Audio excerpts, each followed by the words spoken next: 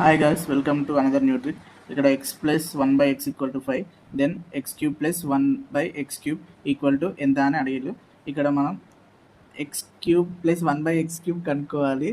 So దీనికి కొన్ని formula ఉంటుంది. దీనికి వచ్చి ఫార్ములా వచ్చేసి k cube minus 3k.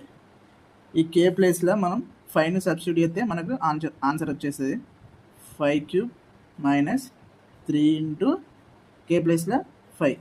So 125 minus 15 equals to ఎంత 110. ఇది మన ఆన్సర్. సో మీకు ఇక్కడ మైనసే ఎందుకు తీసుకోవాలి అని అంటే కొన్ని రూల్స్ ఉంటాయి మనకు, అవి చెప్తాను.